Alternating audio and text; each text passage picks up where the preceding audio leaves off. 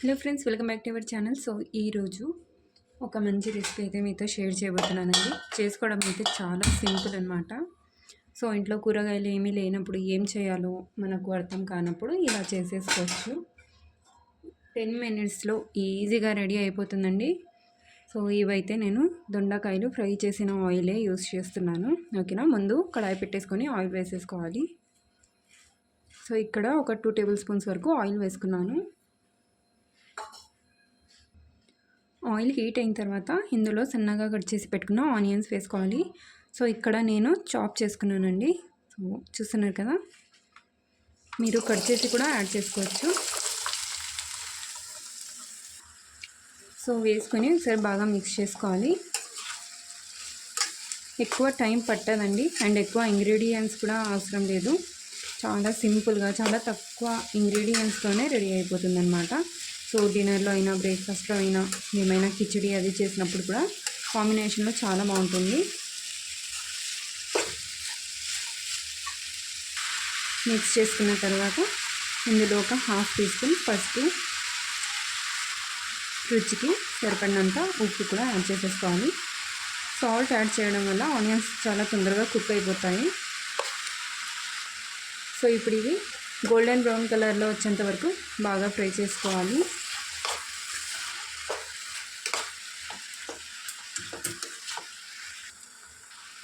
Lid పెట్టేసి golden brown కలర్లో వచ్చేంత వరకు బాగా ఫ్రై చేసుకోవాలండి.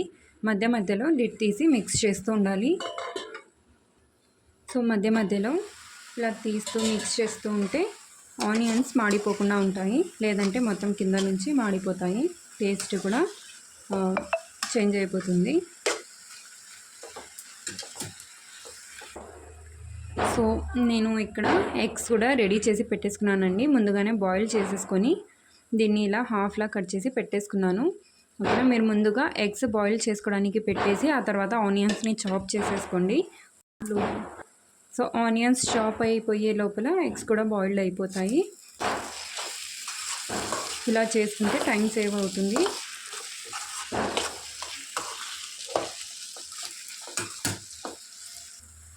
సో చూసారు కదండి, ఆనియన్స్ అయితే ఆల్మోస్ట్ కుక్ అయిపోయాయి.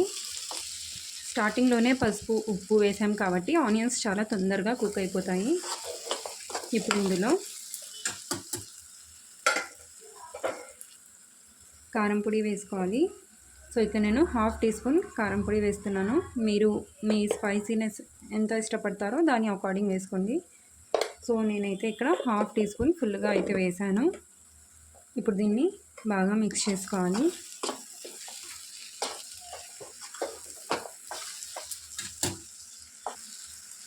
సో కారం పొడి వేసాక 1 మినిట్ వరకు బాగా ఫ్రై చేసుకోవాలి, మీడియం ఫ్లేమ్లో పెట్టేసుకొని. సో ఇలా ఫ్రై చేసుకున్న తర్వాత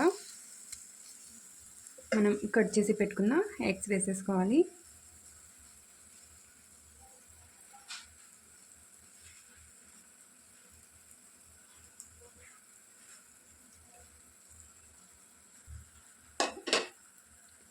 ఎగ్స్ కట్ చేయడం ఆప్షనల్ అండి, మీరు కట్ చేయకుండా కూడా వేసేసుకోవచ్చు.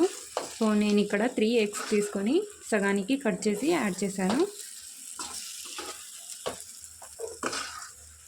మీరు కట్ చేయకుండా కూడా యాడ్ చేసుకోవచ్చు, లేదా ఒక ఎగ్లో 4 పీసెస్ లాగా కట్ చేసి కూడా యాడ్ చేసుకోవచ్చు. సో ఇంతే అండి, చాలా సింపుల్గా రెడీ అయిపోతుంది. ఇప్పుడు లిడ్ పెట్టేసి లో ఫ్లేమ్లో ఒక 2 నిమిషాల వరకు పెట్టేస్తే సరిపోతుంది. చాలా టేస్టీగా మన ఎగ్ ఫ్రై అయితే రెడీ అయిపోతుంది.